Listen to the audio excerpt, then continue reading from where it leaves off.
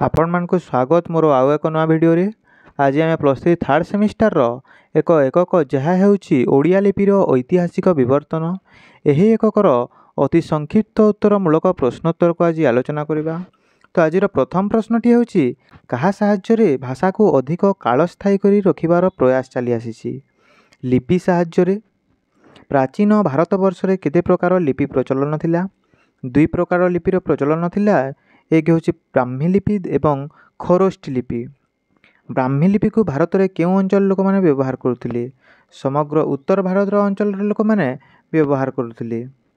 ଖରୋଷ୍ଠୀ ଲିପି କେଉଁମାନେ ବ୍ୟବହାର କରୁଥିଲେ? ଉତ୍ତର ପଶ୍ଚିମାଞ୍ଚଳ ଓ ଆଫଗାନିସ୍ତାନ। ବ୍ରାହ୍ମୀ ଲିପି କିପରି ଲେଖାଯାଏ? ବାମରୁ ଡାହାଣକୁ ଲେଖାଯାଏ।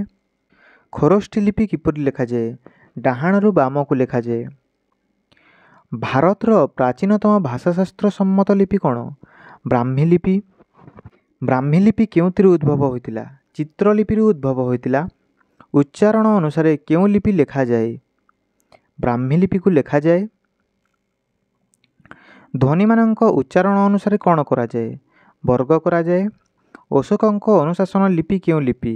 ବ୍ରାହ୍ମୀ ଲିପି। ଆମ ଦେଶରେ ଆବିଷ୍କୃତ ପ୍ରଥମ ଲିପି କ'ଣ? ଧଉଳି ପାହାଡ଼ର ଖୋଦିତ ଲିପି। ଉଦୟଗିରିରେ ଆବିଷ୍କୃତ ଲିପି କେଉଁ ଲିପି? ବ୍ରାହ୍ମୀ ଲିପି। ବ୍ରାହ୍ମୀ ଲିପି କେତେ ଭାଗରେ ବିଭକ୍ତ? 2 ଭାଗରେ ବିଭକ୍ତ, ଉତ୍ତର ବ୍ରାହ୍ମୀ ଏବଂ ଦକ୍ଷିଣ ବ୍ରାହ୍ମୀ। ପରବର୍ତ୍ତୀ ପ୍ରଶ୍ନ, ଓଡ଼ିଆ ଭାଷାରେ ବର୍ଣ୍ଣ କେତୋଟି? 49ଟି ବର୍ଣ୍ଣ ବା ଲିପି, 11ଟି ସ୍ୱରବର୍ଣ୍ଣ ଏବଂ 38ଟି ବ୍ୟଞ୍ଜନ ବର୍ଣ୍ଣ। ବଙ୍ଗଳା, ଅସମିଆ ପ୍ରଭୃତି ପୂର୍ବର ଲିପିଗୁଡ଼ିକ ରୈଖିକ ତଥା ତ୍ରିକୋଣାକାର ହେବାବେଳେ ଓଡ଼ିଆ ଲିପିଗୁଡ଼ିକ କିପରି? ଗୋଳାକୃତି।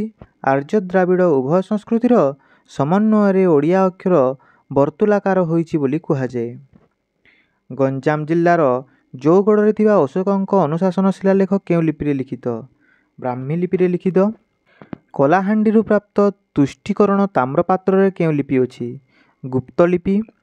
7ମରୁ ଦ୍ୱାଦଶ ଖ୍ରୀଷ୍ଟାବ୍ଦ ପର୍ଯ୍ୟନ୍ତ ପ୍ରଚଳିତ ଲିପିର ନାମ କ'ଣ ଥିଲା? କଳିଙ୍ଗ ଲିପି।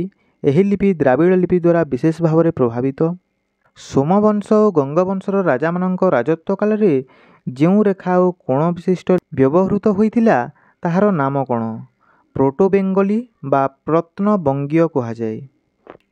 ଶ୍ରୀମନ୍ଦିରର ଜୟବିଜୟ ତୋରଣରୁ ଉଭୟ ପାର୍ଶ୍ୱରେ କେଉଁ ରାଜାଙ୍କ ରାଜତ୍ୱ କାଳରେ ବର୍ତ୍ତୁଳାକାର ଶିଳାଲେଖ ଉତ୍କୀର୍ଣ୍ଣ ହୋଇଥିଲା? ସୂର୍ଯ୍ୟବଂଶୀ ସମ୍ରାଟ କପିଳେନ୍ଦ୍ର ଦେବ, ପୁରୁଷୋତ୍ତମ ଦେବ ଏବଂ ପ୍ରତାପରୁଦ୍ର ଦେବଙ୍କ ରାଜତ୍ୱ କାଳରେ ଉତ୍କୀର୍ଣ୍ଣ ହୋଇଥିଲା। କୁଟିଳ ଲିପି କ୍ରମଶଃ କେଉଁ ନାମରେ ପ୍ରଚଳିତ? କୁଟିଳ ଲିପି କ୍ରମଶଃ କେଉଁ ନାମରେ ପରିଚିତ ହେଲା? ମାଗଧୀ ଲିପିରେ ପରିଚିତ ହେଲା। ଏକାଦଶ ଶତାବ୍ଦୀରୁ ଚତୁର୍ଦ୍ଦଶ ଶତାବ୍ଦୀ ପର୍ଯ୍ୟନ୍ତ ଏହା ରହିଥିଲା। ଏକାଦଶରୁ ଚତୁର୍ଦ୍ଦଶ ଶତାବ୍ଦୀ ମଧ୍ୟରେ ପ୍ରଚଳିତ ମାଗଧୀ ଲିପିରୁ କେଉଁ ଲିପି ଉତ୍ପନ୍ନ ହୋଇଥିଲା? ବର୍ତ୍ତମାନର ଓଡ଼ିଆ, ବଙ୍ଗଳା, ଅସମିଆ, ଭୋଜପୁରୀ, ମୈଥିଳୀ ଓ ମାଗଧୀ ଭାଷାର ଲିପିଗୁଡ଼ିକ ଉତ୍ପନ୍ନ। ବ୍ରାହ୍ମୀ ଲିପିର ସମୟ ଅବଧି ଲେଖ। ଖ୍ରୀଷ୍ଟପୂର୍ବ 3ୟ ଶତାବ୍ଦୀରୁ ଖ୍ରୀଷ୍ଟାବ୍ଦ 3ୟ ଶତାବ୍ଦୀ ପର୍ଯ୍ୟନ୍ତ। ଗୁପ୍ତ ଲିପିର ସମୟ କେତେରୁ କେତେ ପର୍ଯ୍ୟନ୍ତ ରହିଥିଲା? ଖ୍ରୀଷ୍ଟାବ୍ଦ 3ୟ ଶତାବ୍ଦୀରୁ 6ଠ ଶତାବ୍ଦୀ ପର୍ଯ୍ୟନ୍ତ। ସୂକ୍ଷ୍ମକୋଣ ବା କୁଟିଳ ଲିପିର ସମୟ କେଉଁଠାରୁ ଆରମ୍ଭ ହୋଇ କେଉଁ ପର୍ଯ୍ୟନ୍ତ ଥିଲା? ଖ୍ରୀଷ୍ଟାବ୍ଦ 6ଠ ଠାରୁ ଏକାଦଶ ଶତାବ୍ଦୀ ପର୍ଯ୍ୟନ୍ତ। ମାଗଧୀ ଲିପି, ପ୍ରତ୍ନ-ବଙ୍ଗଳା, ପ୍ରତ୍ନ-ଓଡ଼ିଆ, ପ୍ରତ୍ନ-ଅସମିଆ ପ୍ରଭୃତିର ସମୟସୀମା କେତେ? ଏକାଦଶ ଶତାବ୍ଦୀରୁ ଚତୁର୍ଦ୍ଦଶ ଶତାବ୍ଦୀ ପର୍ଯ୍ୟନ୍ତ। କେଉଁ ସମୟକୁ ପ୍ରାଚୀନ ଓଡ଼ିଆ ଲିପିର ସମୟ କୁହାଯାଏ? ଚତୁର୍ଦ୍ଦଶ ଶତାବ୍ଦୀରୁ ଷୋଡ଼ଶ ଶତାବ୍ଦୀ ପର୍ଯ୍ୟନ୍ତକୁ ଓଡ଼ିଆ ଲିପିର ସମୟ କୁହାଯାଏ। ଆଧୁନିକ ଓଡ଼ିଆ ଲିପିର ସମୟ ଅବଧି କେତେ? ଷୋଡ଼ଶ ଶତାବ୍ଦୀରୁ ଆଜି ପର୍ଯ୍ୟନ୍ତ। ଉଚ୍ଚାରିତ ଧ୍ୱନିକୁ ଯେ ରୂପାୟିତ କରେ ତାହାକୁ କ'ଣ କୁହାଯାଏ? ଲିପି କୁହାଯାଏ। ଯେ ପର୍ଯ୍ୟନ୍ତ ମୁଖ ନିଃସୃତ ବାକ୍ ଲିପିବଦ୍ଧ ରୂପ ନ ଦେଇଛି ସେ ପର୍ଯ୍ୟନ୍ତ ତାହା କ'ଣ ଅଟେ? ଧ୍ୱନି ଅଟେ।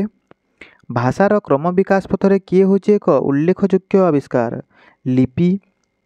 ପ୍ରତ୍ନତାତ୍ତ୍ୱିକ ଆବିଷ୍କାରରୁ ଖ୍ରୀଷ୍ଟପୂର୍ବ କେତେ ବର୍ଷ ପୂର୍ବେ ଲିପିର ପ୍ରଥମ ଉଦ୍ଭାବନ ହୋଇଥିଲା? 2000 ବର୍ଷ ପୂର୍ବେ। ଲିପିତତ୍ତ୍ୱବିଦ୍ମାନଙ୍କ ମଧ୍ୟରେ କେଉଁ ଲିପି ହେଉଛି ଭାରତବର୍ଷର ଆବିଷ୍କୃତ ପ୍ରାଚୀନତମ ଲିପି? ସୈନ୍ଧବ ଲିପି। ଭାରତବର୍ଷରୁ ଆବିଷ୍କୃତ ଓ ପଠିତବ୍ୟ ଲିପିମାନଙ୍କ ମଧ୍ୟରେ ପ୍ରାଚୀନ କେଉଁ ଲିପି ହିଁ ହେଉଛି ସର୍ବପ୍ରଥମ? ବ୍ରାହ୍ମୀ ଲିପି। କେଉଁ ଲିପି ଭାରତୀୟ ଲିପି ହୋଇନଥିବାରୁ ତାହା କ୍ରମଶଃ ପରିତ୍ୟକ୍ତ ହୋଇଛି? ଖରୋଷ୍ଠୀ ଲିପି। ପାଣିନିଙ୍କ ଅଷ୍ଟାଧ୍ୟାୟୀ ବ୍ୟାକରଣ କେଉଁ ଲିପିରେ ଲିଖିତ? ବ୍ରାହ୍ମୀ ଲିପିରେ ଲିଖିତ। ଭାରତୀୟମାନଙ୍କର ବିଶ୍ୱାସ ବ୍ରହ୍ମ ବେଦର ସ୍ଥାୟିତ୍ୱ ନିମିତ୍ତ ଆର୍ଯ୍ୟମାନେ ଯେଉଁ ଲିପିର ଆବିଷ୍କାର କରିଥିଲେ ତାହା କେଉଁ ନାମରେ ଅଭିହିତ? ବ୍ରାହ୍ମୀ ଲିପିରେ। ଆଜିର ଅନ୍ତିମ ପ୍ରଶ୍ନ, ବର୍ତ୍ତମାନ ବିଭିନ୍ନ ଆଧୁନିକ ଭାରତୀୟ ଆର୍ଯ୍ୟ ଭାଷାମାନଙ୍କ ପାଇଁ ଯେଉଁ ସବୁ ଲିପିର ବ୍ୟବହାର ହେଉଛି ତାହାର ମୂଳ କେଉଁ ଲିପି? ବ୍ରାହ୍ମୀ ଲିପି। ଆଜିର ଭିଡ଼ିଓଟି ଏହି ପର୍ଯ୍ୟନ୍ତ ଥିଲା। ଯଦି ଆପଣମାନେ ନୂଆକରି ମୋ ଚ୍ୟାନେଲଟିକୁ ଆସିଛନ୍ତି ଦୟାକରି ଚ୍ୟାନେଲଟିକୁ ସବସ୍କ୍ରାଇବ୍ କରିନିଅନ୍ତୁ ଓ ଭିଡ଼ିଓକୁ ଲାଇକ୍ ଓ ସେୟାର କରିଦିଅନ୍ତୁ।